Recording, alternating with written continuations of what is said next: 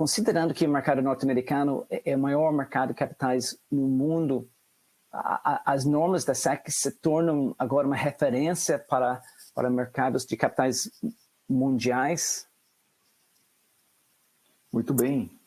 Sem dúvida nenhuma, né? Será referência no contínuo desenvolvimento das práticas de transparência de mercado, assim como para outros tantos assuntos relacionados, né? Então, sabemos que a SEC, né, divulgou a regra em versão final sobre o gerenciamento de riscos de segurança cibernética, estratégia, governança, né, e a divulgação de incidentes materiais, agora, semana passada, dia 26 de julho. Né? Isso oferece às organizações aproximadamente 5, 6 meses para trabalhar nas ações de conformidade, antes que os novos requisitos de divulgação entrem em vigor, em meados de dezembro e no momento das divulgações, publicações. Né? O requerimento da divulgação pode trazer riscos, né? Então, caso a empresa não esteja em uma posição fortalecida, né, para receber um escrutínio dos investidores e os demais interessados. É um momento bastante sensível do processo em divulgação. A divulgação é estratégica dentro de uma visão de mercados e capitais. Então, e tende a existir um processo maior de escrutínio dos interessados de forma geral, do mercado, da sociedade. Dessa forma, a nossa leitura é que as mudanças, muitas das empresas irão concentrar esforços adicionais nesse período no aprimoramento dos seus planos e recursos de segurança, né, em virtude dessa necessidade de maior transparência, né, enquanto se preparam para os novos requisitos de divulgação, né, especialmente para as questões de governança, estratégia, gestão de riscos, que é algo bastante abrangente e a própria norma traz aspectos específicos, e os incidentes em si. Legal. Você comentou que realmente é um momento sensível e aí fico pensando, as empresas vão ter que medir essas divulgações com bastante cuidado, porque se eles fazem uma divulgação que parece que eles têm uma posição de cibersegurança muito forte e depois sofrem um ataque que eles vão ser obrigados a divulgar, e aí isso pode ser um pouco conflitante. Então, eu imagino que eles vão ter bastante cuidado em montar isso e também estar na posição melhor realmente para realmente ter uma estrutura legal nesse momento. E nesse sentido, você pode nos explicar quais são as regras para reportar os incidentes de cibersegurança? Muito bem. Qual é o contexto, né? Os requisitos de divulgação, né, têm como objetivo proteger os investidores e os interessados, né, mercado, sociedade, interessados dos danos que uma violação de segurança cibernética pode causar. À medida que o número, a gravidade e os riscos, né, dos incidentes de segurança cibernética continuam a aumentar, né, os investidores têm buscado e exigido maior transparência das empresas nas quais colocam seus recursos de confiança. Com essa nova regra, a SEC atribui, né, às empresas, né, aos registrantes, a responsabilidade de fornecer aos investidores e aos interessados informações atuais, consistentes e úteis para decisões. Isso é muito importante, né? Sobre como, né, estas gerenciam seus riscos cibernéticos. Então, a regra exige que as empresas incluam detalhes, né, descrevendo seu programa de segurança cibernética, né, no arquivamento anual, né, aí mais focado nas FPIs do 20F, numa seção específica. Também exige, né, a elaboração obrigatória, né, e mais ágil do formulário, né, 6K no caso de incidentes materiais de segurança cibernética, quando eles ocorrem dentro de 4 dias, até 4 dias após a determinação, né, de que o incidente ele é material, né, pelos processos internos. A gente vai falar um pouco mais sobre isso, dessa questão da materialidade. Então, na regra, Incidente cibernético significa uma ocorrência não autorizada, né, ou uma série de ocorrências relacionadas. Isso é um ponto muito importante, porque não é necessariamente uma ocorrência relevante. Várias pequenas ocorrências recorrentes que individualmente podem não ser relevantes, né, têm o potencial de representar algo material. Isso é um aspecto muito tênue ali do processo de avaliação da SEC, que a gente pode explorar aqui também, né, na sessão, né, e o impacto nos sistemas de informação que colocam em risco a confidencialidade, né, a integridade ou a disponibilidade de sistemas de informação, né, ou qualquer informação nele contida. Então, são essas as regras ali: divulgação de forma geral do plano, né, do plano em resposta ao risco de segurança da informação, né, e também nas questões de incidentes classificados como materiais dentro desse conceito compartilhado aqui. E fico imaginando a implicação para as empresas de terem que divulgar o incidente, porque em 4 dias talvez nem daria para saber tudo que foi acessado, todas as implicações do acesso. Duvido que vai dar tempo para talvez fazer as correções do sistema necessário. Então, eu acho que isso é uma obrigação bastante relevante para as empresas. E também, você pode nos falar sobre quais são as divulgações principais para administração, estratégia e governança de cibersegurança? Muito bem. Então, no caso de incidente material, né, que é um dos conceitos de divulgação, se faz necessário, como já comentamos aqui, reforçamos, em até 4 dias, né, tem que se compartilhar que informações? A natureza, né, o escopo e o momento do incidente, bem como o impacto material ou o impacto material razoavelmente provável. Aqui é um outro aspecto bastante sensível, né? Então, dentro de um contexto de uma visão do potencial, né, do evento, né, de incidente. Então, não é necessariamente o impacto real ou factual causado pelo incidente, mas tem que se considerar se a natureza daquele acidente, o escopo e o momento poderia, mesmo que não tenha sido material, poderia gerar algo material. Então é o conceito do could factor aqui, que entra dentro desse contexto, que é muito relevante, muito tênue e muito sensível nesse processo de divulgação. Então é considerar o razoavelmente provável que um evento, né, uma ocorrência possa gerar. Então na medida que as informações necessárias talvez não sejam determinadas ou estejam indisponíveis no momento da divulgação, então, num primeiro momento de uma divulgação inicial, pode ser que nem todas as informações de forma esclarecida estejam disponíveis, mas mesmo assim a divulgação é necessária. Neste caso, deve ser posteriormente corrigido ou, né, complementado, né, quando as informações forem determinadas ou estiverem disponíveis. Então, isso é importante. Então, e aí a gente entra no contexto da materialidade, né, que é baseada, né, com relação à lei ali, ao ato, na Lei Federal de Valores Imobiliários. A gente vai, isso aqui é um processo também de aprendizado. Então tem uma referência que a regra traz associada à Lei Federal de Valores Imobiliários, incluindo considerações de fatores quantitativos e qualitativos nesse processo também de avaliação, né? Isso é a parte do incidente, que a gente pode explorar aqui também ao longo, outras questões importantes.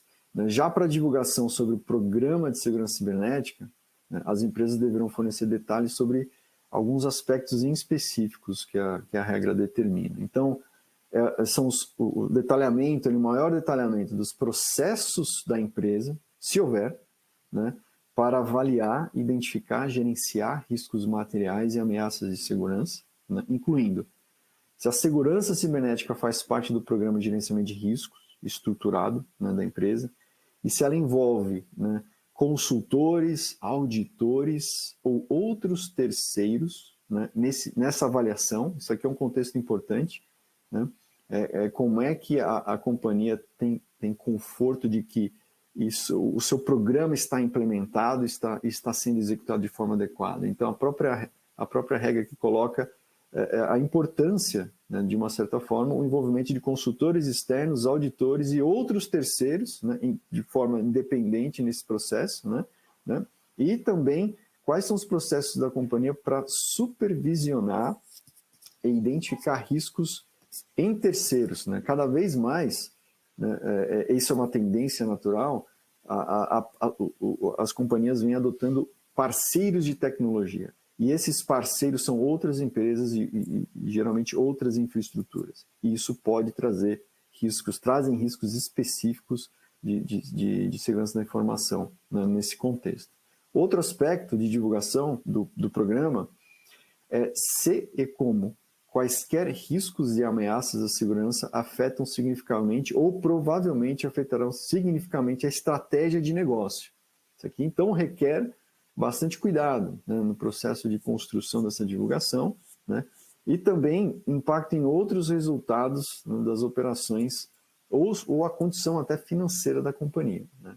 Então, dentro desse mesmo contexto, as empresas deverão divulgar as informações sobre governança de riscos de segurança cibernética no que se refere a... Então, você tem uma questão de programa e uma questão de governança. Então, para programa, foram esses aspectos específicos, e para governança, né, é a questão da supervisão dos órgãos de governança sobre o risco de segurança cibernética, né, incluindo a identificação de comitês, subcomitês, né, e responsáveis por essa supervisão, assim como o processo pelo qual estes, né, comitês e subcomitês são comunicados, né, sobre riscos cibernéticos. E aí também faz uma menção sobre o papel e a experiência da administração ou os envolvidos nesse processo de avaliação de gerenciamento de risco, né? Então, se coloca aí a competência das pessoas envolvidas, né? E também na implementação de políticas, procedimentos e estratégias de segurança cibernética. No contexto de política, é muito importante a seção de transparência agora. Coloca muito mais peso numa seção de transparência e o processo interno, né, de lidar com determinadas crises, situações e eventos. Então, a política ela torna o aspecto de transparência e crise mais, né, mais importante no contexto conectado à nova regra, né? E a divulgação específica de cargos, né, de gestão ou comitês responsáveis pela avaliação dessa gestão dos riscos cibernéticos. Então, eles querem, assim, eles estão buscando uma determinada granularidade, né? Então, incluindo detalhamento e conhecimento relevante no tema dessas pessoas, desses profissionais envolvidos. Então, é bem específico e bem granular aqui os requisitos, né? Eu fico aqui pensando da posição que a administração se encontra na discussão de potenciais impactos, porque, como você colocou, talvez você não conhece o impacto, mas tem um potencial impacto relevante de um incidente. Aí você vai ser obrigado a divulgar um potencial impacto e as incertezas ao redor daquele impacto, que vai ser, acho que, muito... e a empresa sendo forçada a fazer essas divulgações, que deve ser muito frustrante você tendo que divulgar quando você não tem todos os dados.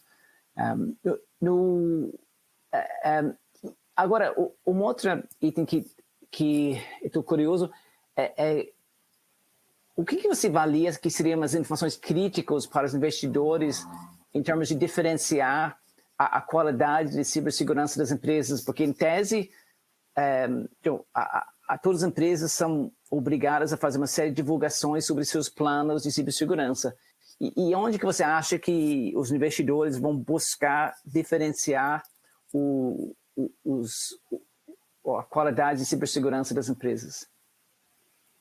Esse é um ponto bastante relevante, né, Kira? Porque nesse contexto, qual é o meu comentário, né? O cumprimento da nova regra, ela exige a coordenação entre diferentes equipes dentro das companhias, né? Então, não só de segurança, tecnologia, mas de finanças, de riscos e potencialmente jurídico, né? A questão né? Não só jurídico, mas relacionamento com investidores. Então, você tem que criar uma equipe multidisciplinar com uma visão, né, estruturada, né, nessa construção dessas informações, né? Isso é estratégico. Qualquer divulgação que companhias fazem para o mercado, ela é estratégica, né? E sensível nesse caso aqui, bastante sensível, né? E aí, bem como até líderes de negócios precisam estar envolvidos quando é necessário, né? Então, portanto, é importante a adequada coordenação interna sobre como fazer as divulgações oportunas e precisas que satisfaçam a regra, né? E o escrutínio dos investidores, né, nesse processo e demais interessados. Então, muito estará associado com a capacidade das empresas e companhias implementarem inicialmente processos adequados, né, um programa adequado. Isso é base. Eu preciso ter processos e um programa adequado, tanto de gestão de risco quanto de governança e as minhas operações. Isso aí é muito importante, para que isso sustente adequadamente um processo bastante, vamos dizer assim, construtivo e numa visão de construção de valor, né, adequado nesse processo de divulgação, né? Então, depende de uma implementação adequada desses processos, no sucesso, né, em implementar medidas contínuas de fortalecimento da segurança das operações, assim, naturalmente, contribui na qualidade das divulgações. Esse vai ser um processo, acho que, de contínuo aprendizado, né? E uma das perguntas que a gente vai trazer aqui ao longo do trabalho é qual é o quão detalhado, né? O quão detalhe eu gero, ou divulgo, né? E estrategicamente, quanto isso pode me colocar numa posição talvez até de risco ou me destacar, né, com os meus competidores em uma visão de percepção de valor, né? Isso aí é muito, é algo assim que é o coração do aspecto e é muito cuidado aqui nesse processo de construção, né? Isso, e até estou pensando aqui, em tese os hackers também vão ter acesso a essa informação e eles vão estar fazendo a própria avaliação deles sobre talvez as diferentes níveis de segurança das empresas. E finalmente, quais são os principais passos de implementação necessários para conseguir implementar essas novas normas para a empresa estar preparado para isso até esse prazo que eles têm até dezembro deste ano? Muito bem. Então, desde a publicação inicial, né, isso você comentou, já tem mais de um ano o processo inicial de divulgação dessas iniciativas associadas ao tema pela SEC, né? Algumas questões surgiram nesse período, né, repetitivamente com as nossas conversas, né, com as empresas, com conselhos, com o C-Level, com os executivos de tecnologia, né? Então, como é que a gente enxerga isso, né? Então, as empresas elas precisam responder a determinados aspectos aqui. Seria um roteiro que nós estamos imaginando, que seria uma visão de como começar a construir uma visão, um processo de divulgação, né? Então, primeiro qual é o processo atual implementado na divulgação de incidentes de segurança cibernética. Então, rever esse processo atualmente implementado, né? Já existente ou não, ou incipiente ou avançado, né? Então, acho que é importante fazer uma revisão desse processo atual da divulgação de incidentes de segurança, né? O segundo aspecto é como é que eu determino efetivamente a materialidade de uma violação de segurança, incidente ou ataque. Quais são os critérios? Qual é o meu processo de construção, né, interno? Como esse processo de avaliação está conectado com as expectativas do regulador, né? Como é que eu faço isso de forma rápida, objetiva, sistemática, pragmática? Então, essa questão da definição da materialidade, o que é material, né? É muito importante fazer essa revisão e que isso vai ser alvo de verificação, né? Por exemplo, porque precisa estar consistente com uma visão, né, do regulador, essa questão do que é material, do que não é material, do que pode ser material, né? E o que é repetitivamente não material individualmente, mas um acúmulo de incidentes pode gerar uma necessidade de uma divulgação material. Isso aqui é bem sensível. O outro aspecto, né, como item 3, que a gente pode comentar, como eu confirmo que os processos para determinar a materialidade, e até no meu programa, governança, gestão de riscos, né, estão adequadamente implementados. Isso é um outro aspecto, né? Eu tenho uma segurança como companhia, institucionalmente, que esses processos estão adequadamente implementados, sendo executados, né, e resilientes nessas questões. Então, é muito importante um processo interno de avaliação, né, não só da minha capacidade de divulgar incidentes, na minha capacidade de avaliar a severidade desses incidentes, mas de todo o meu programa de forma geral, né? E até a norma coloca ali, se a companhia envolveu consultores externos, auditores, mesmo que sejam auditores internos num processo de avaliação disso, né? Então é importante ter essa segurança, né, de que o programa está sendo executado e está sustentável, né? O quarto item, qual que é o nível certo de informação a divulgar? Isso aí é um processo que a gente vai aprendendo, as companhias vão aprendendo, vamos aprendendo com o mercado, mas isso aqui é estratégico, né? No primeiro momento, quanto eu divulgo, né? Então isso aqui é importante ter bastante discussão, né? Potencialmente num comitê de divulgação, né? Já comentado aqui, envolvendo várias pessoas, mas precisa ser algo, lembra, objetivo, atual, né, consistente e que seja a base para a tomada de decisão. Isso tá dentro de uma visão da própria regra, né, que a SEC traz. O item quinto, se nós temos, né, como companhia, né, colocando no papel das companhias, a capacidade de divulgar um incidente material dentro dos 4 dias. Né? Existe uma exceção que a regra traz, mas essa exceção é muito específica ali, com questões de segurança nacional, então é algo bem específico. Então a gente entende que a maioria dos incidentes estarão enquadrados nesse requisito dos até 4 dias, né? Então se eu estou como companhia preparado para atender a esse prazo, né? Isso é muito importante, né? Isso está dentro do contexto do processo interno de avaliação e divulgação. E aí, para concluir o sexto, né, como cumprir a exigência, né, de divulgar as ocorrências relacionadas que qualifiquem, né, como relevantes, né? Então, como é que eu cumpro essa exigência das questões das ocorrências, do acúmulo de ocorrências que qualifiquem, né, esse conjunto como relevante? Isso é importante, né? Só reforçando aqui. Então, nesse sentido, o que nós recomendamos, né, que as empresas avaliem e testem o seu nível de preparação para divulgação. Nesse período, né, de construção e de preparação, por que não avaliar, fazer um assessment, um diagnóstico e testar o seu processo interno? Vamos simular um processo interno para avaliar ali, você pode identificar pontos, aspectos específicos da base desse processo, né, para que sejam implementados ali alguma melhoria, né, de determinados pontos desse processo, com o objetivo de atender esses requisitos, os investidores e o público interessado. Então, não subestimemos esses requisitos de divulgação, né, mesmo que a companhia se sinta numa posição bastante confortável em termos de programa, governança, gestão de risco, né, a questão da divulgação é algo estratégico, muito sensível, né? Então, a nossa recomendação é não subestimar a complexidade disso, né?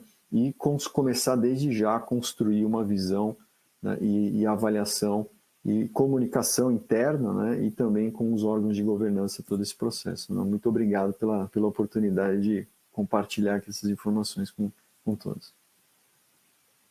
Legal, Marcos, e parece realmente essa nova norma é um desafio para qualquer empresa, em termos de saber o que divulgar e quando e a qualidade da divulgação.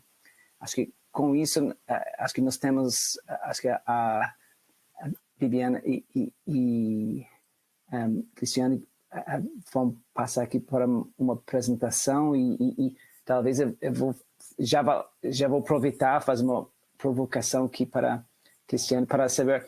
A gente viu agora a norma do SEC, mas agora no Brasil nós temos várias normas e novidades nessa área o tempo todo e talvez como que as empresas vão conseguir identificar, monitorar todas essas novas regulamentações também. Perfeito, Kira. A gente já tem há algum tempo a própria 4893, né, do Bacen, que é para o mercado financeiro. Temos algumas outras normas que estão associadas também ao mercado de capitais, né, o que a gente tem ali da própria CVM.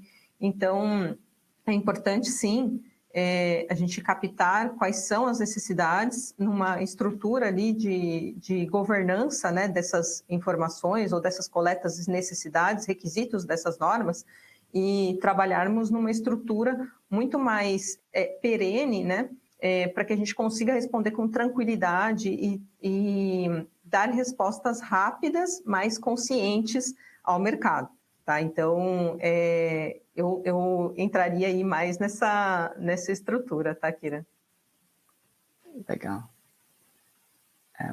Então, acho que Cristiane e Bibiana, acho que vocês têm um material para apresentar? Temos, Kira. Rael, você ajuda a gente com a apresentação na tela? Isso, pode ser. Eu posso fazer aqui, só me fala... Você faz por aí, Kira? Isso. Já estava aqui, eu que estava acompanhando a carinha de vocês. Bom, o que a gente está trazendo aqui nesse ponto, né, depois do Marcos falar muito bem sobre a nova norma, né? Quando a gente fala de LGPD e cibersegurança, né, como que tem essa conexão? O cyberataque é esse conjunto que a gente chama ali das possibilidades de ataques, de ações feitas contra algum sistema de informação que possa coletar, sequestrar, expor dados ali da empresa, dos usuários, né? E aí, consequentemente, prejudicando todo esse cenário. E aí, quando a gente tem essa... E hoje, né, a Cris vai falar muito bem sobre isso, mas hoje a gente tem aí uma média de mais de 103 bilhões de ameaças, tentativas, enfim, é um número muito alto. Então, todas as empresas, todas as pessoas que lidam com dados estão ali suscetíveis a um ataque, a um incidente, né? E aí, com esse risco, o que é extremamente necessário?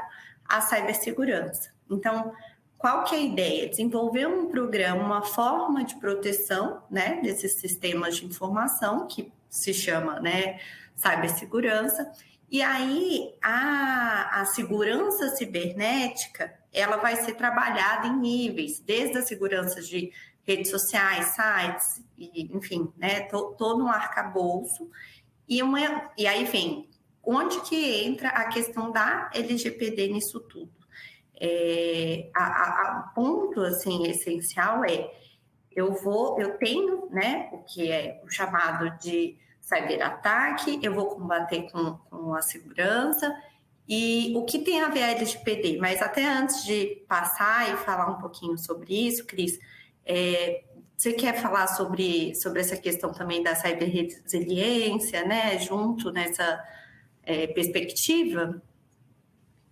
Claro, Bibiana. Bom, até para a gente trazer essa visão da diferença entre cibersegurança e ciberresiliência, né? A cibersegurança é o meu modo de preparo, o quanto eu estou ali protegido, o quanto eu conheço o meu ambiente, né? E quais são hoje as minhas proteções, quais os recursos que eu coloco estruturado na prevenção, né? E já a ciberresiliência, que é um pouquinho distinto, né? O quanto eu estou capaz de me antecipar, o quanto eu consigo suportar um possível ataque. O quanto, não somente ali, eu acho que o Marcos ele colocou muito bem a estrutura, o que é necessário ali para jurídico, relações com investidores, né? Quando eu tenho um cyberataque, o quanto a minha empresa está preparada para responder aquele cyberataque, o quanto eu vou me comunicar com o mercado, como eu vou ser claro, transparente e representar ali quais foram os motivos do ataque, como eu reagi e quais as minhas maneiras de defesa, né? Qual que foi a minha ação ali. Então, a cibersegurança, ela atua mais ali na prevenção, né? E a ciberresiliência, ela atua mais a resposta mesmo, né? O quanto eu consigo suportar um ataque caso ele ocorra. Essa resposta, né, ela tem todo um passo a passo para ser feita da melhor forma possível, né? Então, uma formação de comitê de crise, se for o caso, a definição desses tipos de comunicação, seja ao mercado, à Autoridade Nacional de Proteção de Dados, a outros órgãos, respostas a órgãos como o Ministério Público, Senacom, enfim, demais órgãos que possam atuar aí nessa situação. E criação de relatório, de incidente e todas as mitigações e as formas de correção que são necessárias nesse sentido, né? Então, tem toda uma estratégia aliada a questões de cyber, a segurança da informação, a uma estratégia jurídica, né, para contenção, né, e correção ou resposta a esses identificadores que são levantados, esses pontos que são trabalhados para as medidas necessárias para que isso não cause ainda mais danos. Obviamente, a gente sabe que o incidente ele vai causar dano, mas o que eu posso fazer para conter, né, de forma mais eficaz, mais rápida possível. E aí, quando a gente fala de LGPD, e aí dando uma pincelada rápida, porque a gente já falou sobre esse tema, né, algumas vezes, mas sempre tem alguma novidade, sempre tem alguém nos assistindo que ainda não tem tanta interação, mas quando a gente fala ali de LGPD, quais são os objetivos da lei, né? O que a lei trouxe para o nosso arcabouço jurídico, para a forma, né, que as empresas, né, devem se portar, como os dados pessoais são tratados. Então, o que a lei quer? Ela quer proteger os direitos, né, de privacidade, da proteção de dados, né, de pessoas naturais, físicas, e estabelecer entre as empresas e as pessoas físicas essa forma de tratar. Então, ela vem ali com várias finalidades, com vários princípios, falando, olha, você vai continuar tratando dados, só que tem uma forma, tem um modelo correto que você deve tratar, não é de maneira indistinta, né? E aí, a gente fala que quando você tem essa adequação, você, consequentemente, promove um melhor desenvolvimento econômico também à sua empresa, enfim, à sua companhia. Por quê? Você está adequado. Então, você trabalhando regulado no mercado, tanto os seus parceiros quanto os próprios usuários, os clientes, tendem a te procurar porque existe uma confiança maior nisso, né? Então, garantir essa defesa, seja do consumidor, né, seja do parceiro, de maneira a saber que vocês tratam dados de maneira adequada, confiável, faz toda a diferença para a imagem, para o compliance geral, né, da empresa. E aí, consequentemente, esse aumento da segurança jurídica nessas relações.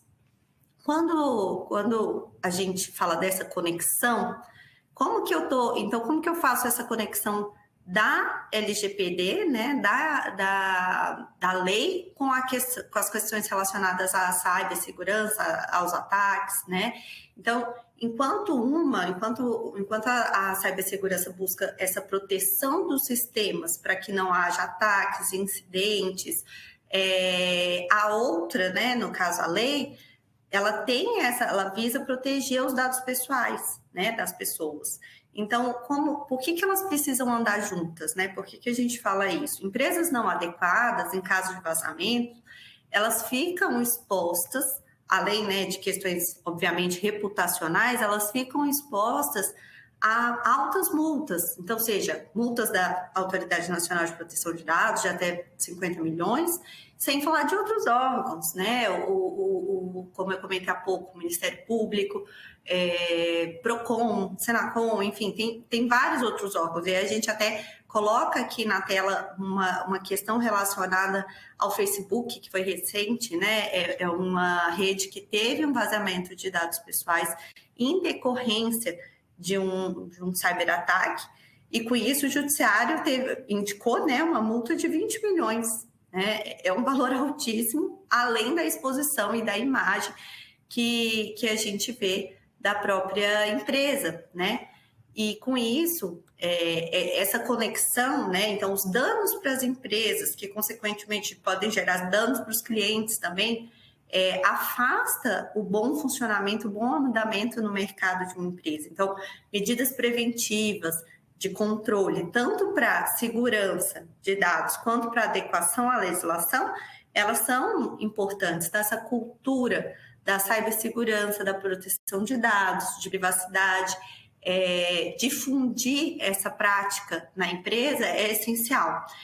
A gente fala muito na necessidade também relacionada ao fato de que é necessário treinar os colaboradores, é necessário adotar essas medidas de segurança, criar um programa de governança de dados. Então, tem toda uma forma, né, uma formatação para evitar. Então, essa relação que a LGPD e a cibersegurança buscam pela privacidade, né, dos dados das pessoas, ela é essencial. Então, se atentar à adequação da lei, à adoção de medidas para mitigação de riscos, né, para mitigação de possíveis responsabilizações sobre esses ataques, é um ponto-chave que a gente fala nessa junção, quando a gente está falando de LGPD e cibersegurança. Por quê?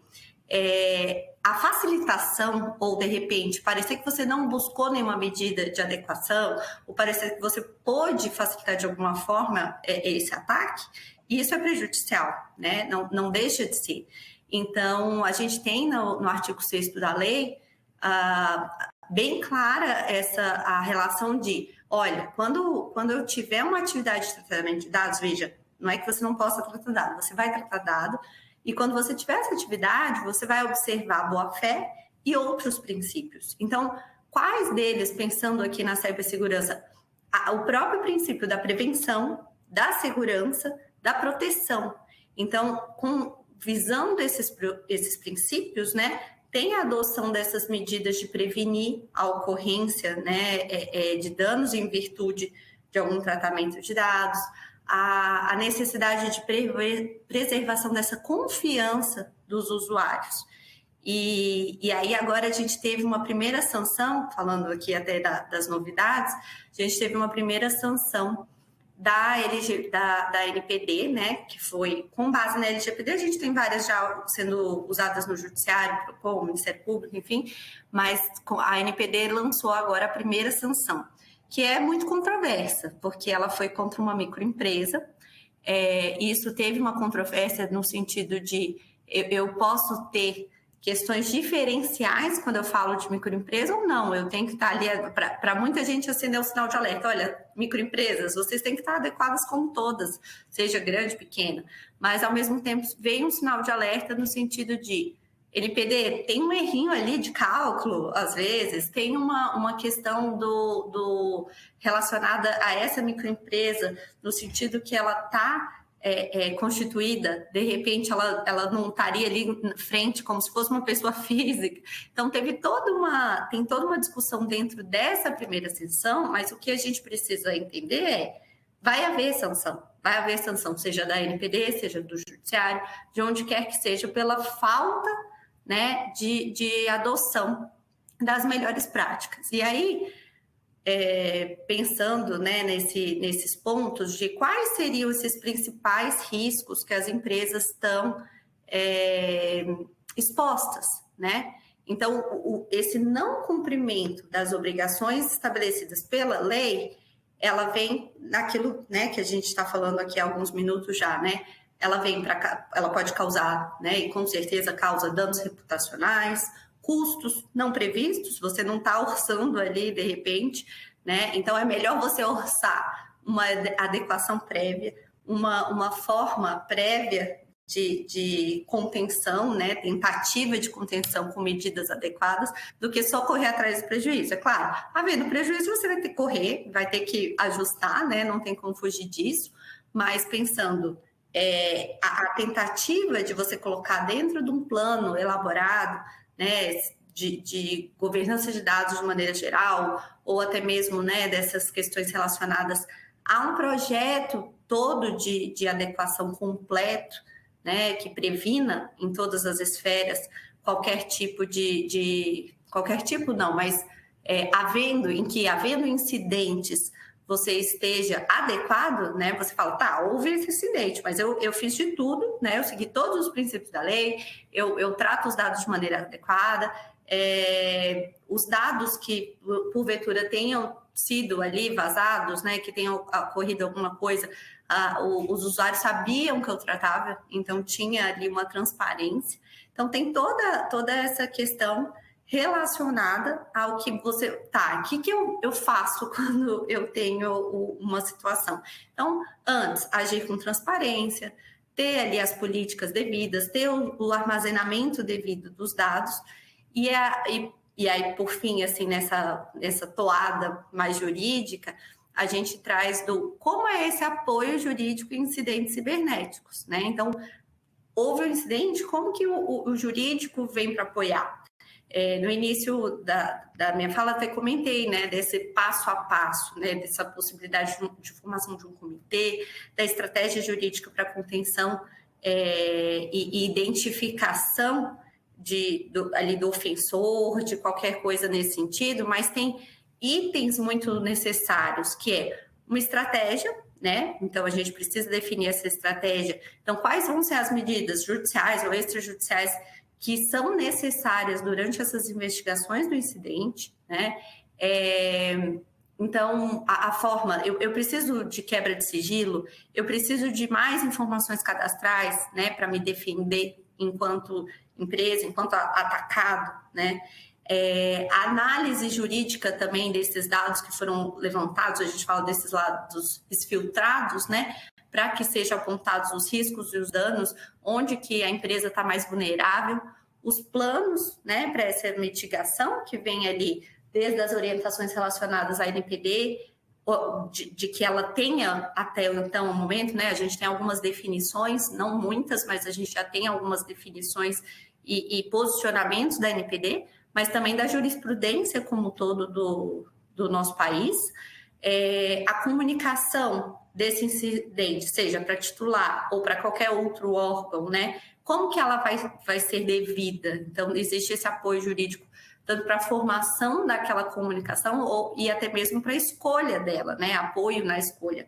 Resposta, defesa contra qualquer notificação desses órgãos ou outros órgãos em virtude desse incidente, ou até mesmo dos titulares, né? E o apoio para esse levantamento de provas, porque a gente normalmente tem envolvido ali uma questão forense, uma técnica computacional necessária para esse levantamento. E aí também por fim, né, a revisão de todo um projeto que hoje está na empresa que pode ter, de repente, sido uma porta para aquele ataque, ou de onde aquilo ali pode ter gerado.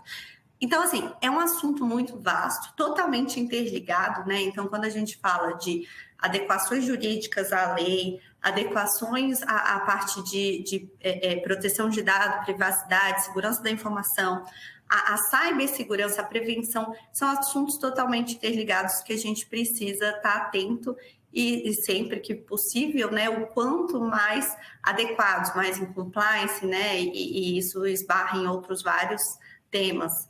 Aí aqui acho que a Cris vai falar um pouquinho desses elementos e dessas capacidades.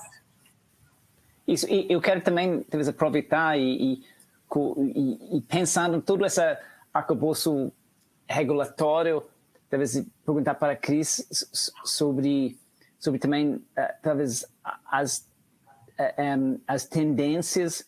Por exemplo, a gente começou a discutir o tema de ciberresiliência, e com isso talvez se existe um viés agora de até reduzir as informações coletadas de terceiros para reduzir talvez o risco de ataque, acesso a essas informações, para controlar informações mínimas. Também que você poderia falar um pouco sobre isso? Claro, Kira.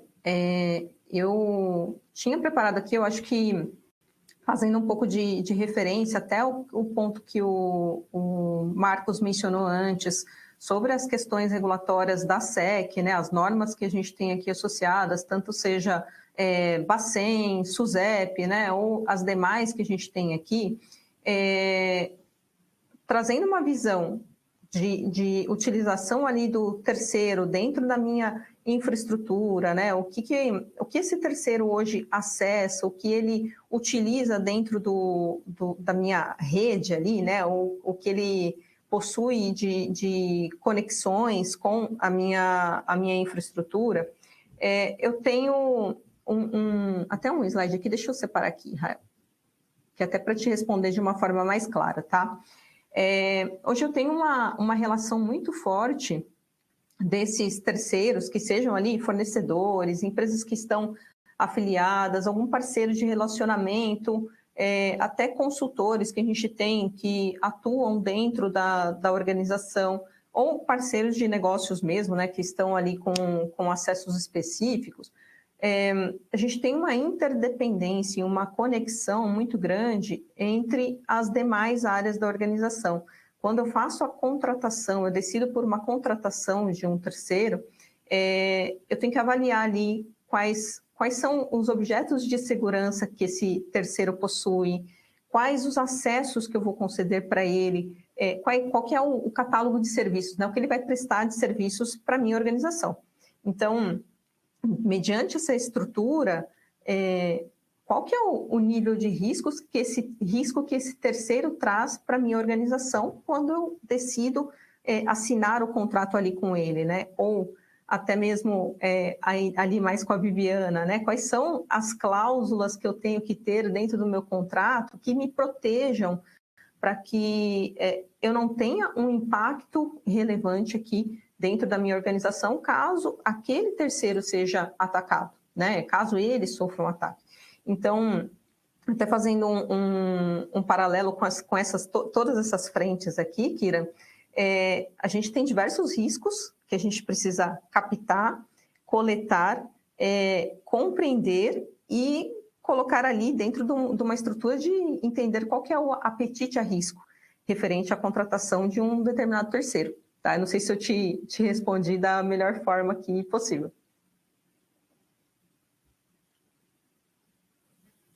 E talvez vinculado com isso, você pode nos falar um pouco sobre os riscos que tem de vazamento de informações sobre terceiros por falha interno e isso protege contra ataques de terceiros e os falhas internos? Com certeza, Kira. O que a gente observa, né? O terceiro, às vezes, ele recebe muito mais acesso do que ele deveria ter dentro da organização. Tá? Então, eu tenho um terceiro que, às vezes, ele está com acesso de administrador, né? Dentro de determinadas máquinas, mas eu não tenho nenhuma ferramenta de monitoramento ou ela não está corretamente configurada da forma que eu identifique se esse terceiro está fazendo alguma atividade que seria ilegal referente ao contrato que ele está associado, tá? Ou aqueles serviços que ele está associado. Então, hoje a gente observa em algumas situações aqui, até em estudos de caso, né? Vazamentos de credenciais de terceiros que possuíam ali acessos específicos ao ambiente, né? E esses acessos, eles acabaram caindo na mão de atacantes.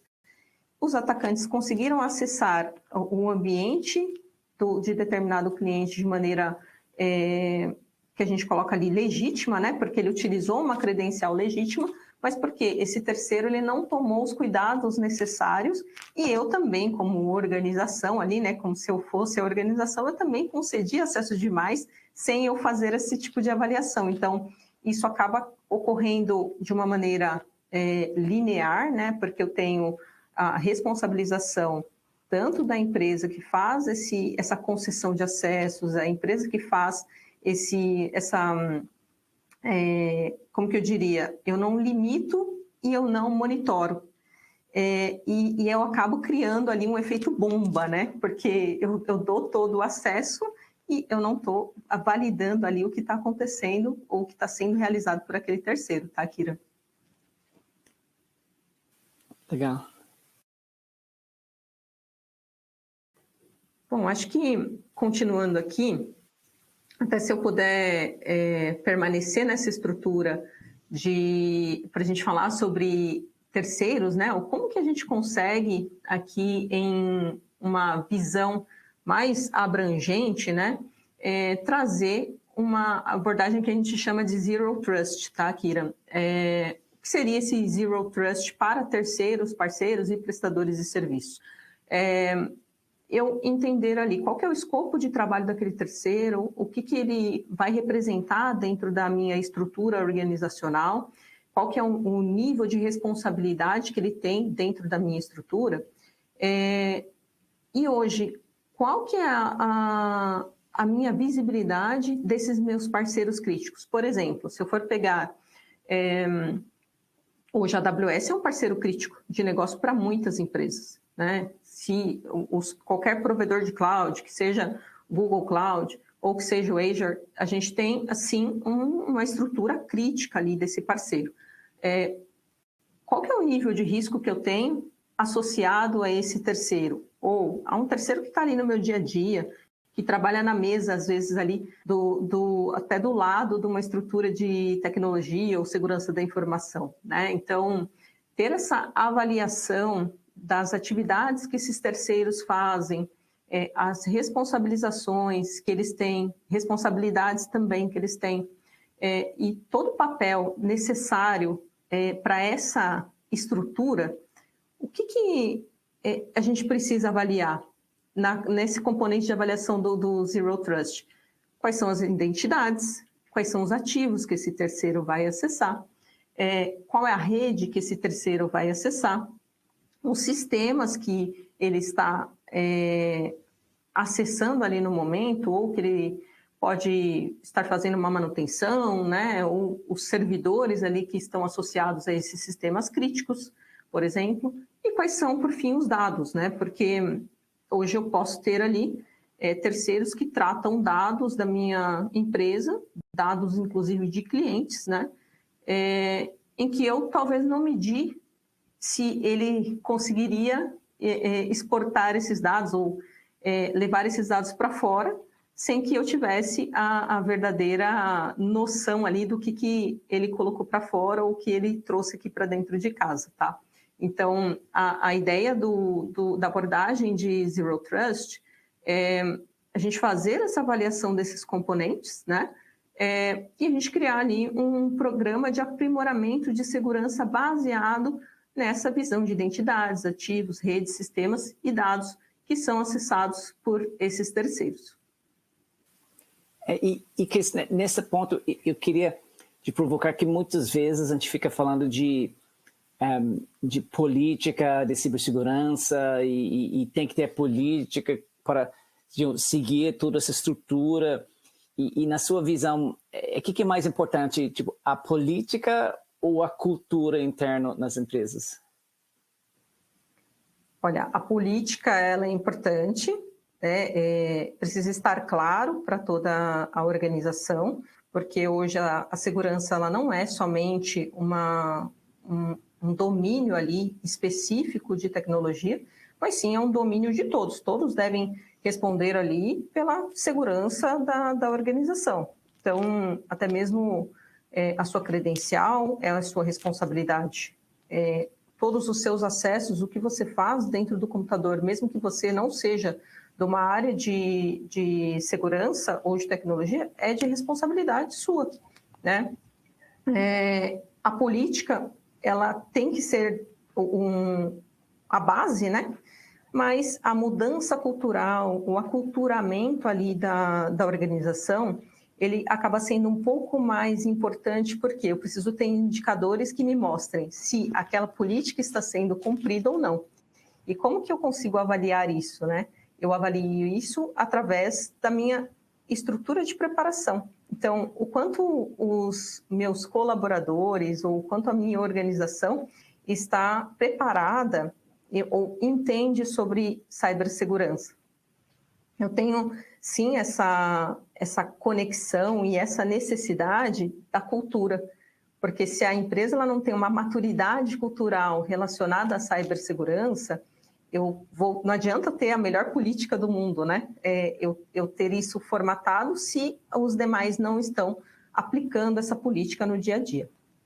A gente fala muito, Kyrian, que é um pouco do que a Cris trouxe. Você pode e deve, né, ter políticas de segurança da informação, de privacidade muito bem definidas, cookies, termos de uso, enfim, você pode ter uma gama de documentos bem definidos e é o ideal que você tenha, mas nada adianta se você não tem essa passagem de informação, de conteúdo de maneira mais acessível e explicada a quem está do outro lado, né? Porque você tem as políticas, mas se você não explica, não adianta muito. Então, no momento dessa, vamos dizer, até dessa avaliação de adequação, eu vou mapear o ambiente de dados, eu vou identificar riscos, eu vou ajustar a direção do meu programa de privacidade, por exemplo, por meio de políticas, etc., mas eu não posso esquecer de forma alguma de treinamento.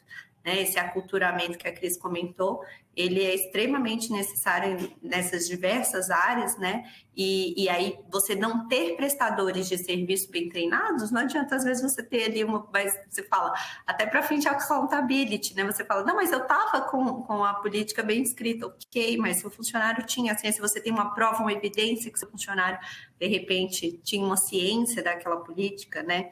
Então, os cursos e as evidências são de extrema necessidade. E talvez vinculado com isso, quem são, então, as pessoas que deveriam conhecer essas políticas? Quem são os departamentos, por exemplo, internos envolvidos? Porque na hora que você começa a discutir aqui de parceiros, terceiros, prestadores de serviços, você começa a discutir muitas áreas, potencialmente muitas áreas internas de uma empresa. Vai lá, Cris. Não, perfeito. Só para contextualizar, a gente tem, sim, as áreas de compliance, auditoria, a própria área de segurança da informação, a área de tecnologia. Essas seriam, entendo que as que estão mais associadas aí à implementação, porém, como eu disse inicialmente, é uma responsabilidade de todos, né? Então, quando a gente passa a ver a segurança como uma estrutura muito mais de toda a organização, a gente está mais protegido.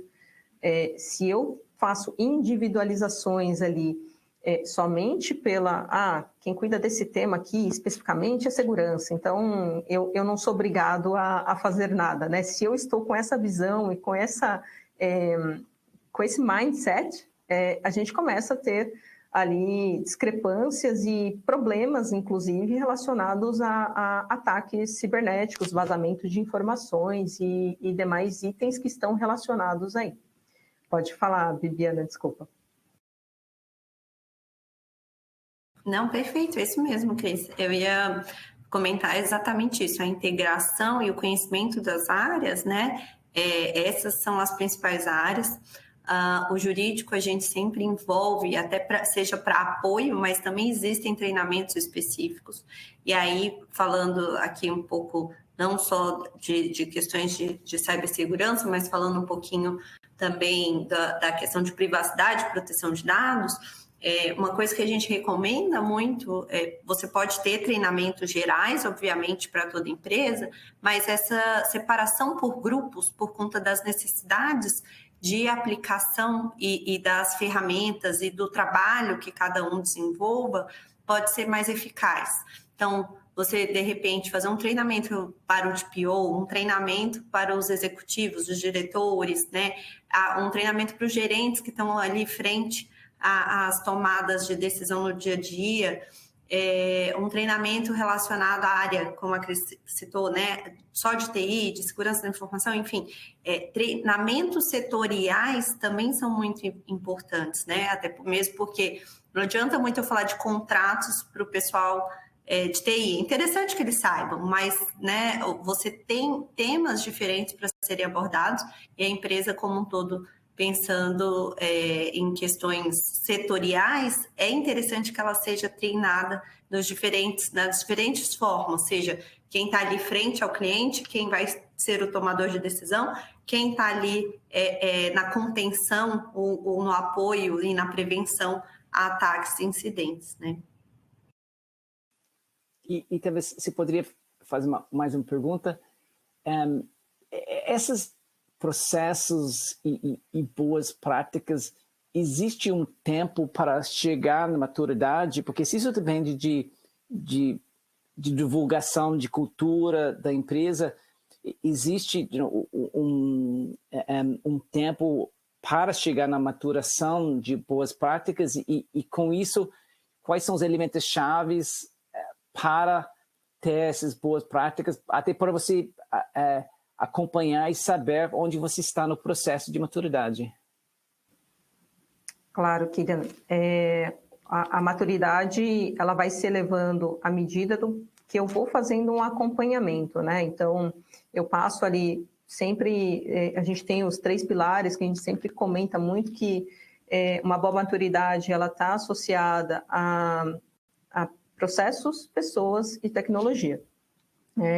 Esses 3 pilares, eles precisam caminhar juntos ali para que eu tenha uma elevação da maturidade dentro da minha organização, tá?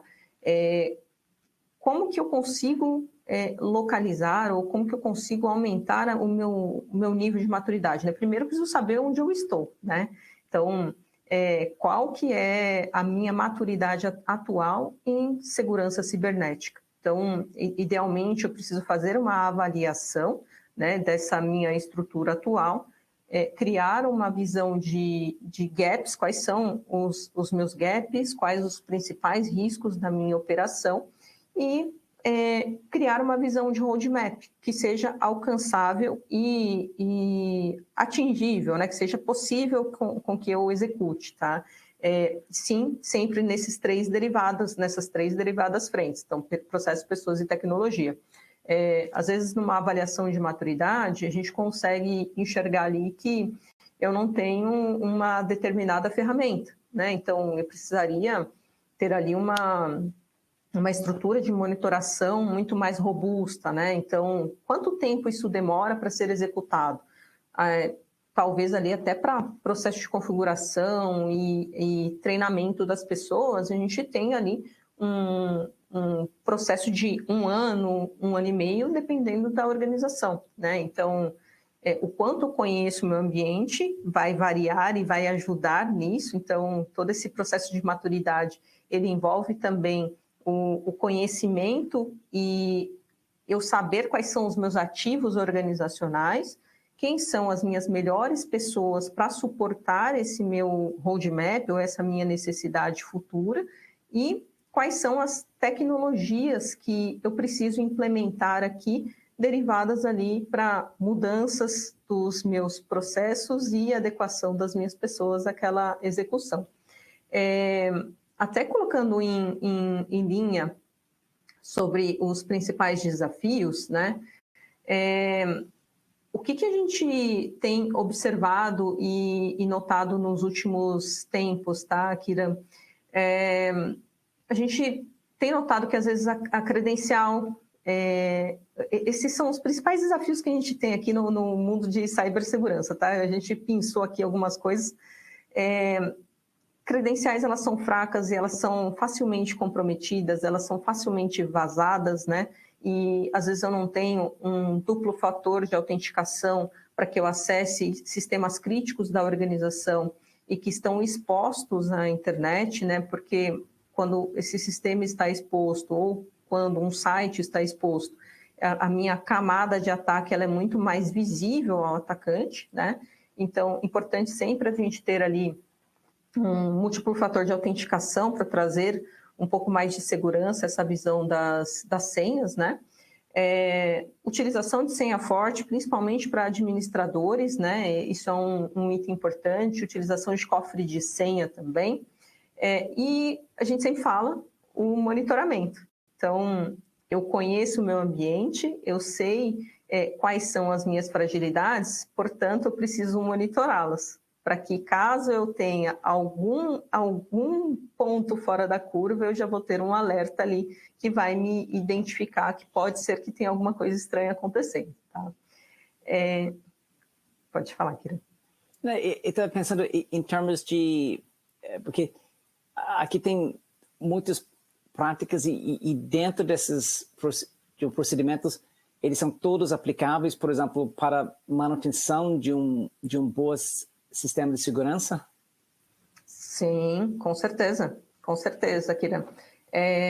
Para que eu tenha um bom sistema de segurança, minimamente eu preciso ter ali um aliado específico para monitoração, para as minhas próprias credenciais, os meus acessos, uma boa gestão de vulnerabilidades e patches, porque todo sistema, todo servidor, toda rede tem vulnerabilidade.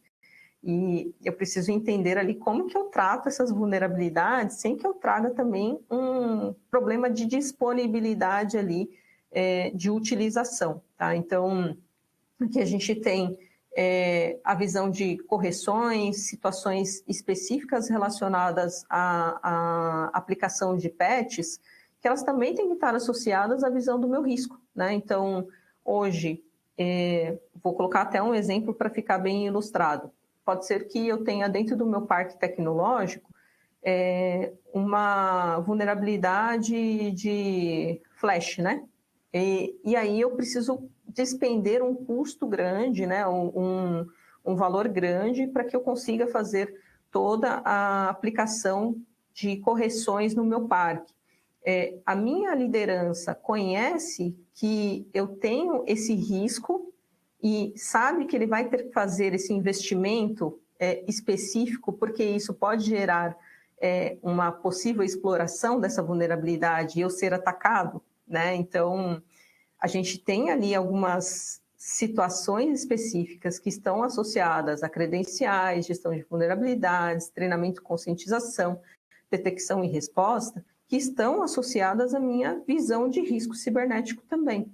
Tá? É importante a gente ter a visão sempre da organização drivada pelo risco nas estruturas das 3 linhas de defesa, no qual a gente consegue sempre compor ou auxiliar e dar visibilidade ao quanto eu estou vulnerável e qual que é o meu nível de apetite àquela vulnerabilidade, aquele meu risco.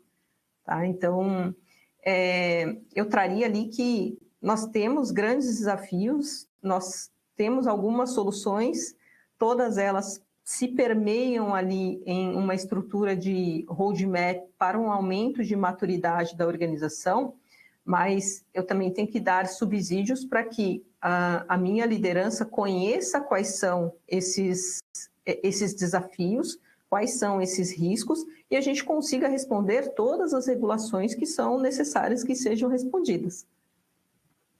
Então, já que você falou em regulamentações, porque a gente viu que a regulamentação nessa área está evoluindo bastante rápido e já tem várias regulamentações que são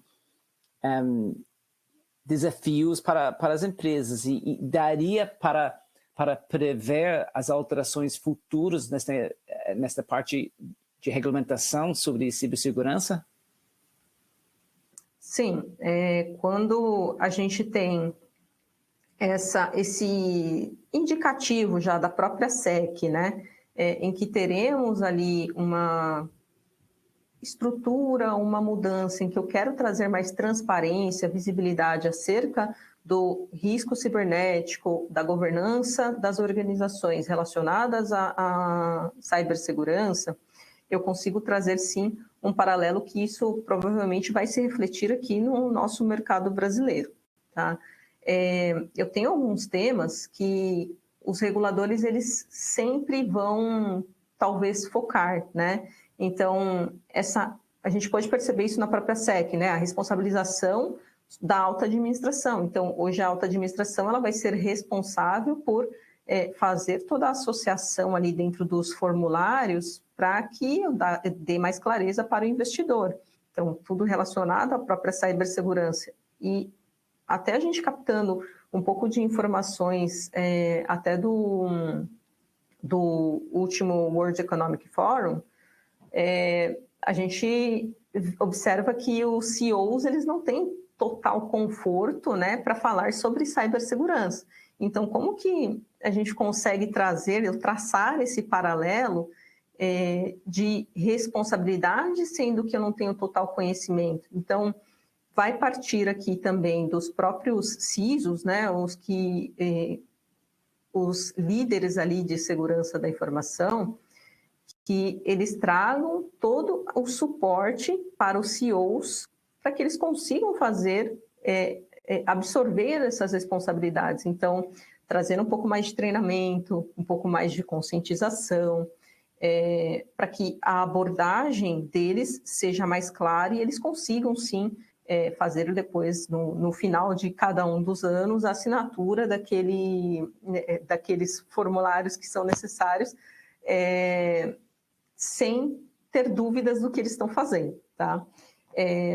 Temos a parte aqui também de gestão e contratação de terceiros, isso tem sido um foco bem grande, né? Então, a própria SEC tem determinado isso ali, as decisões baseadas sempre em risco, aqui numa visão do risco cibernético, visão de notificação de incidentes, a gente tem LGPD, tem a SEC, tem o Bacen, tem a SUSEP, a gente tem diversas aqui que já tem trabalhado isso.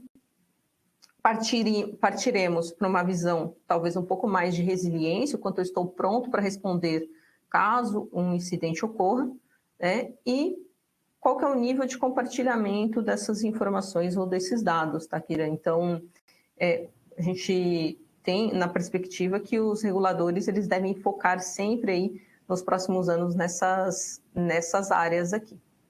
E a forma de resposta também é muito importante, né, Cris? Porque exatamente esse alinhamento para entender a necessidade de comunicação, seja ao titular, à NPD ou qualquer coisa, até ao mercado, né, se necessário, enfim, essa forma, alinhar a estrutura da fala, de como falar, se eu tenho ou não que comunicar, como eu vou comunicar, é muito importante, porque a gente fala que, de repente, uma empresa não tão bem assessorada, enfim, ou algo escrito de maneira que não transmita segurança, né, transparência nessa situação, pode ser muito prejudicial. Aliás, pegando esse item de comunicação, eu acho interessante que cibersegurança sempre se pensa naquela visão do hacker lá tentando acessar uma rede e sempre na comunicação, na explicação das defesas e resiliência de uma empresa, para mim é algo talvez que seja difícil, porque você está falando de vários tipos de tecnologia, vários tipos de defesa, até de cultura da empresa, e para você conseguir comunicar de forma adequada isso para seus investidores, eu imagino que nesta área talvez seja um desafio adicional. Sim, Kira. Os ambientes eles têm se tornado aí muito heterogêneos. Eu tenho, às vezes, um parque funcionando on-premises, um parque funcionando ali em tecnologia cloud, mas aí ele é multi-cloud, eu tenho diversos provedores, eu tenho diversas tecnologias associadas, eu tenho IoT, sim, é um ambiente complexo, né? Mas isso parte muito do como eu conheço o meu ambiente, né? E o quanto eu tenho de informação o quanto os meus ativos estão catalogados, qual o nível de criticidade desses ativos ali dentro desse catálogo de ativos. Mas isso só me prepara, né, e me dá mais informação para caso eu sofra um incidente cibernético, consiga ter uma resposta mais rápida. Eu fazer o isolamento de uma máquina, eu conseguir captar ali quais serão os processos de negócio que estarão afetados caso eu tenha um impacto em um servidor AB, né? Então, é importante a gente ter essa correlação entre o que eu tenho de informação, quais são os dados que eu possuo do meu parque tecnológico, né? Quais são as tecnologias que eu possuo e qual que é o nível ali de criticidade de cada um desses ativos e também quais são os processos de negócio que eles estão associados, porque eu consigo trazer um paralelo não somente da tecnologia específica ali para segurança, mas sim dentro de uma área de um conceito de processo de negócio. Caso eu tenha um ataque cibernético na máquina AB, eu vou afetar os processos de negócio D, E e F, né? Então, é legal essa conscientização. A PwC ela tem trabalhado bastante nesse nível de conscientização com os nossos clientes. Até, inclusive, um ponto que você colocou no início, né, Kira, sobre o nosso Game of Threats. Esse Game of Threats é uma plataforma muito interessante que a gente tem trazido aqui com simulação com os executivos, até para um nível de conscientização. O que o atacante tem, né? Às vezes o atacante ele tem recursos ilimitados e ele consegue fazer toda a exploração de vulnerabilidade ou toda ameaça ali específica, porque ele vai conhecendo o seu ambiente aos poucos, e você tem ali recursos que são escassos de investimento. É legal a gente ter esse paralelo de conscientização com os executivos, principalmente os C-level, né? Até para eles poderem captar quais são os impactos que eu posso trazer em uma situação em que eu seja efetivamente atacado e quais as decisões que eu devo tomar relacionadas a determinado ataque. Então, eu estou indo ali no caminho certo. Quando a gente faz esse jogo, é bem legal, a gente tem uma interação muito legal nesse jogo, porque traz um pouco aquela sensação assim, nossa, eu não sabia que tinha tudo isso, né? Então, isso tem sido um desafio bem grande, a gente tem feito com diversos clientes aqui e os resultados são bem positivos quando a gente precisa atingir ali uma audiência a nível ali de C-level, tá? Legal. E eu vi aqui que o tempo está correndo e talvez a gente poderia fazer algumas perguntas para Eduardo aqui. Eduardo, a gente está vendo aqui de uma evolução rápida da regulamentação, dos requerimentos. Acho que as empresas estão se tornando cada vez mais sofisticadas,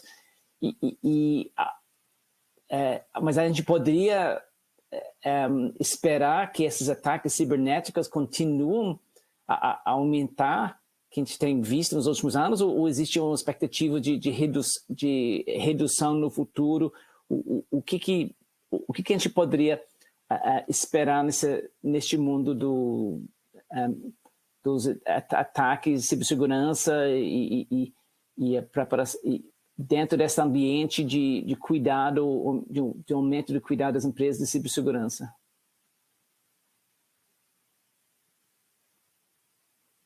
Kiran, o Eduardo ele precisou sair para uma reunião emergencial aqui, e aí se eu puder fazer até esse complemento, tá? A gente tem aqui até uma informação bem recente das últimas tendências aí, anuais sobre ataques cibernéticos, especificamente com vazamento de dados, tá? No qual, de 2022 para 2023, eu tive ali um aumento de 65% dentro desse mesmo período aqui, quando eu olho aqui a visão de junho, né? Então, o que a gente tem observado é sim um aumento, e a perspectiva é de aumento, porque hoje os ambientes eles estão, como eu disse anteriormente, muito mais heterogêneos, né? Eu estou com diversos provedores ali de cloud, eu tenho meus serviços tocados por terceiros também, então hoje a minha camada de exploração ali, né, a camada de exploração do atacante, ele está sendo um pouco maior, né, do que a gente tinha anteriormente, tá? Um ponto que seria, acho que muito importante aí, trazendo essa perspectiva, o que eu consigo trazer para que ajude muito mais as organizações? Eu focar um pouco mais em automação, né? A gente vem de uma era em que eu tinha um analista tocando muita informação, tratando muitos dados, eu tinha um pouco trabalho ali de detecção do que estava acontecendo dentro do meu ambiente, tinha um mínimo ali de analytics e menos ainda relacionado à automação. O que a gente observa agora e que temos, inclusive, trabalhado com os nossos clientes, é a gente inverter essa pirâmide, né?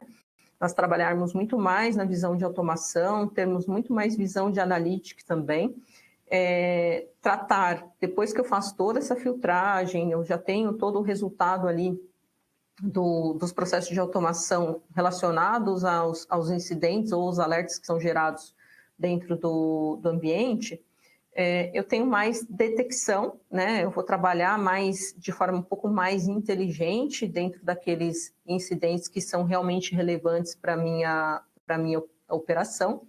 E o analista ele vai ter o trabalho muito mais focado ali em decisões estratégicas, né? Eu vou captar bem aquela informação e vou trazer um resultado um pouco mais qualitativo, né? Com muito mais qualidade ali para o meu CISO, para poder suportar ali as minhas operações. Chris, acho que ainda estou em choque ainda daquele último slide que você mostrou. Que eu achei que depois do Covid, talvez que o pessoal voltou para o escritório, talvez as coisas ficariam mais calmas, não tem tanto acesso remoto, e talvez que tivesse uma redução nos ataques. Aqui você está falando de aumento de 65% em um ano. Isso está muito fora de qualquer outra relação de crescimento que tiver na economia, de volume de transações das empresas. É impressionante esse dado. É impressionante. A gente tem trabalhado firmemente aqui com a nossa equipe de inteligência de ameaças, justamente para a gente captar o que tem acontecido no ambiente cibernético, ali no nível de dark web, deep web, esse aumento exponencial relacionado a vazamento de dados, né? Então, a nossa equipe ela trabalha tanto de forma aqui local, quanto com integração com outros escritórios da PwC Global, e essa é uma observação, um fato bem relevante aqui e mostra o quanto a gente precisa investir em segurança cibernética para otimizarmos a nossa estrutura. E talvez vinculado com isso quer dizer que o tipo de ataque está ficando mais sofisticado na medida que ainda que as empresas estão melhorando sua segurança, continua esse aumento de volume e aí com isso a complexidade talvez das próprias organizações, dos tipos de transações que eles estão fazendo também dificulta a implementação de boas práticas de cibersegurança?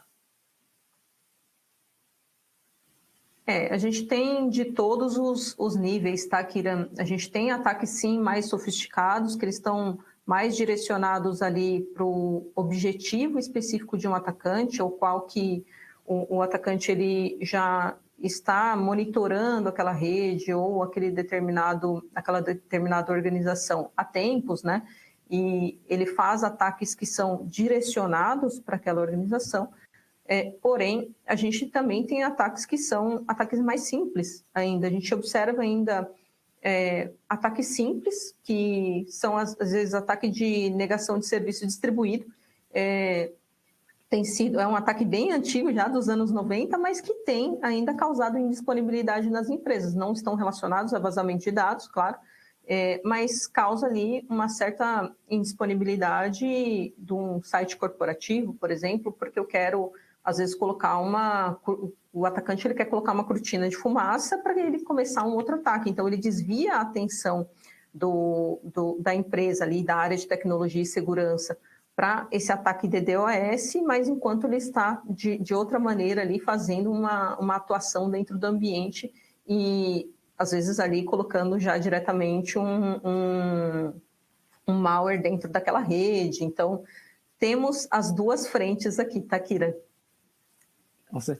E dentro deste ambiente é importante, então, o apoio de auto-administração das empresas para suportar o TI e o CISO para assegurar boas práticas de cibersegurança?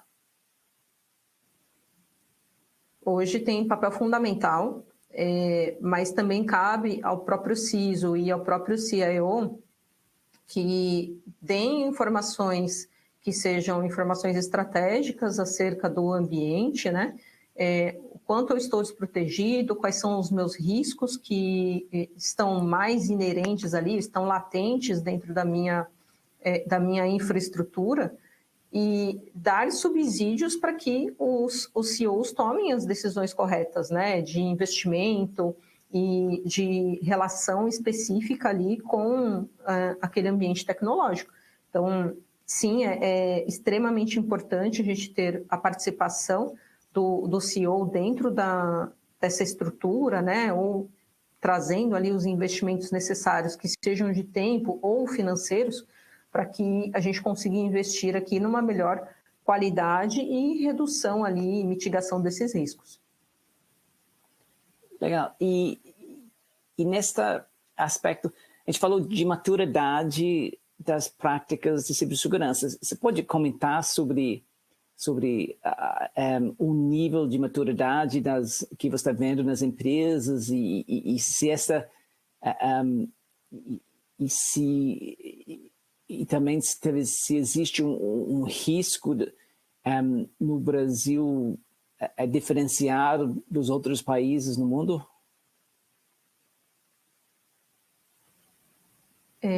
Kira, o Brasil hoje tem diversas empresas que possuem grande maturidade, elas estão bem associadas ao setor financeiro ou alguns setores da economia aqui do país, mas a gente ainda tem carência em alguns setores da nossa economia, que eu diria aqui, né? Então, a gente, no início ali da pandemia, a gente observou diversos ataques que foram relacionados ao ambiente de health, né? Então, o ambiente de health, ele foi atacado de ambas as partes, tanto ali em sua infraestrutura física, né, com os próprios pacientes indo ali até o hospital, quanto na estrutura tecnológica. Então, o que a gente observa? Temos ainda muitos passos para seguir aqui. Alguns setores, eles precisam aumentar, sim, a sua maturidade, principalmente aí em comparação com o que a gente vê em outros mercados. Acho que o mercado americano e o europeu, ele tem uma evolução grande em relação à maturidade de cibersegurança, e a gente tem que objetivar ali, buscar termos um modelo, né? Buscarmos ali o mesmo modelo de maturidade, claro que considerando aqui o nosso cenário brasileiro e todos os aspectos que a gente tem relacionados aí à cibersegurança e ao próprio mercado, tá? Legal. E você pode nos falar um pouco sobre a governança para assegurar boas práticas de cibersegurança? Tipo, quais são as peças-chave, a importância da governança nesse processo? Claro. Tinha até colocado um ponto de finalização, né, com uma visão aqui de compartilhamento com a estrutura de governança e liderança, né? As peças-chave eu ter indicadores claros dentro da organização, eu saber ali quais são as minhas tecnologias ou o que eu consigo automatizar, o que eu consigo detectar e responder de maneira mais rápida e eu ter uma estratégia de resposta. A nossa visão de conscientização, que eu acho que a gente mencionou aqui, a Bibiana mencionou, eu mencionei, a conscientização tanto das equipes quanto do terceiro, do C-Level, toda a organização tem que conhecer ali qual que é a minha estrutura, ou qual que é a minha responsabilidade quanto à visão de cibersegurança. Qual que é a minha operação, né? O quanto eu estou seguro, eu acho que isso é um ponto principal e a gente precisa sempre observar ali o que eu estou fazendo como profissional dentro da minha organização e que eu consigo contribuir para a segurança do dia a dia, né? E, por último, aqui, eu acho que a governança e gestão de riscos cibernéticos, né? Esses a gente colocou como os 4 principais passos aqui, mas dar subsídios, eu acho que como um ponto ali de um sinal muito importante é o dar subsídios para que eu tenha uma governança, ou traga informações através de indicadores, através de resultados ali das minhas equipes de tecnologia e segurança, para que a minha liderança consiga tomar as melhores decisões. Então, a gente vê muito mais interação e os CEOs, até o nível executivo, bem preocupado em saber como tratar esse assunto e conseguir tomar as melhores decisões. As melhores decisões, elas são baseadas em dados, em informações e indicadores. Então, precisamos ter ali muito mais foco em como a gente toca ali cada uma das necessidades da área, né, ou das áreas, e como que a gente leva isso para o board da companhia. E Cris, finalmente, estamos chegando no final do tempo aqui, mas eu sei que muitas vezes vocês recebem uma ligação desesperada de uma empresa que sofreu um ataque e você que irá correndo para dar apoio. E quando as empresas recebem ataques, o que são as coisas que eles deveriam estar pensando? É muito boa a pergunta, Kiran. Eu destacaria aqui alguns processos que são necessários, né, em um evento cibernético, eu atuar ali no nível de detecção, eu complementar com uma análise, né, o que aconteceu no ambiente, ou que dados que eu preciso de um apoio externo, não preciso de um apoio externo, para que, como você disse, né, a gente recebe a ligação correndo aqui, e o que a gente tem que fazer. Então, eu tenho que ter uma visão prévia, né, essa análise prévia do que aconteceu, qual foi o principal ponto relacionado a esse incidente, e a gente começar a procurar o nosso paciente zero, que a gente chama, né? Então, qual foi a origem desse incidente, né? A partir dessa visão de qual foi a minha origem, eu trabalho na visão de contenção, né? Então, eu contenho aquele incidente, eu isolo uma máquina, eu trabalho numa estruturação aqui para que eu contenha aquela ameaça que está dentro do meu ambiente. Se essa ameaça ela foi devastadora e ela impactou diversos ambientes dentro da minha organização, eu preciso até ter uma estratégia de recuperação. Então, o que eu começo primeiro, o que eu faço primeiro, né? Ele está muito associado aí a essa estratégia de recuperação, porque eu posso, de uma maneira bem simples, isolar uma máquina, né, ali na estratégia de contenção, mas eu não consigo subir ali um ambiente que seja similar ali, ou mesmo uma cópia, né, um backup daquele ambiente que foi impactado. Então, talvez eu tenha outros impactos que eu começo a perceber só no momento da avaliação e análise desse incidente, tá?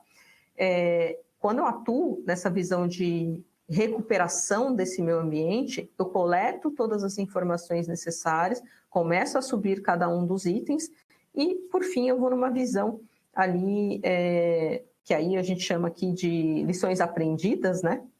Numa questão final, quando tudo foi restabelecido, estamos tranquilos, né, referente àquele ataque, a gente faz uma análise do porquê ele ocorreu, para que a gente consiga ter medidas que me protejam de uma situação específica que pode vir a ocorrer futuramente, similar a esse ataque ou de uma forma diferente, né? Então, eu faço uma revisão ali do meu parque tecnológico e atuo numa visão de pós-incidente ali daquele trabalho, depois daquela ligação.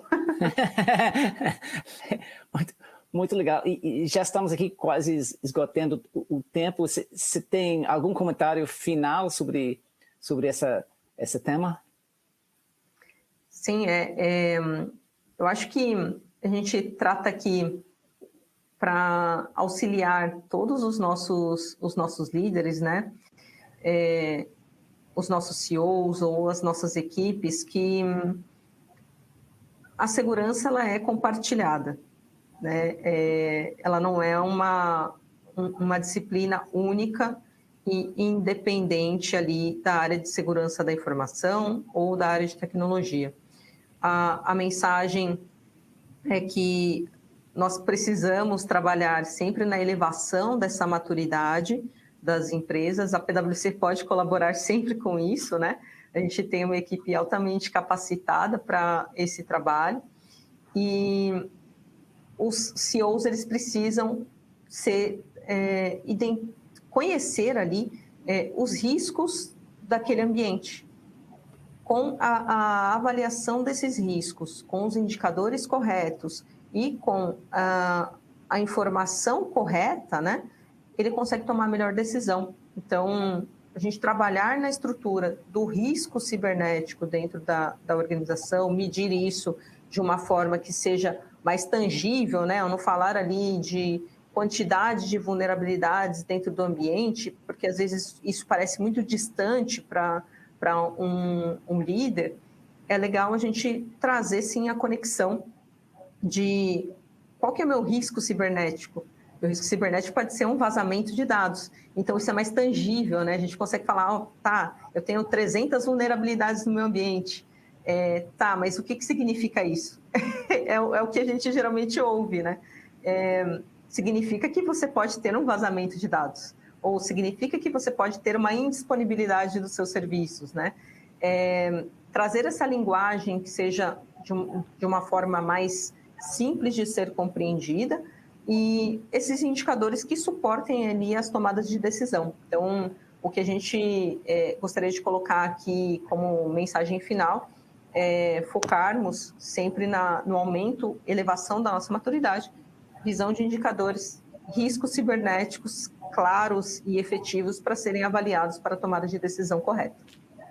Compreender, né, Cris, essas regras é fundamental para esse início. Então, fazer um diagnóstico da situação atual, adotar essas medidas que possam garantir, né, a segurança, a privacidade dos dados, o treinamento que a gente tanto falou dos colaboradores, a criação de um programa para tudo isso, né, em todas as esferas, até mesmo realização de auditorias internas, tudo isso a gente precisa entender e chegar e estabelecer esse plano de contingência, né? A busca por profissionais atualizados, especializados, também é de extrema relevância em todo esse momento. Mas acho que é isso, Kira. Hoje falamos bastante sobre o tema, né? Legal. E talvez, finalmente, Marcos, algum comentário final?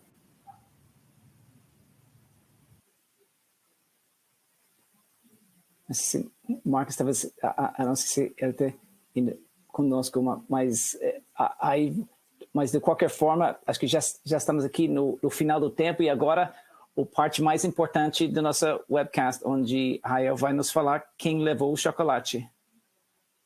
Olá, Kyrian, bom dia a todos e todas. Eu agradeço pela participação em nosso evento. Hoje o vencedor do nosso prêmio do chocolate foi o Maurício Chagas, aqui da cidade de São Paulo. Eu peço que, por gentileza, aguarde um contato nosso. Legal, muito obrigado, Rael, e parabéns.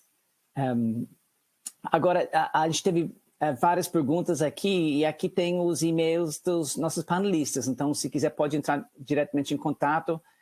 Hoje o tempo foi correndo muito rápido e a gente tentou cobrir os tópicos principais sendo cobertos dentro dos nossos comentários, mas se tiver dúvidas já pode entrar diretamente aqui em contato. Então, muito obrigado para todo mundo que mandou seus comentários. Nós temos aqui nós temos aqui Laila, Leonardo Duncan, Marcelo Fusco, tem aqui Marcel Lopes Filho,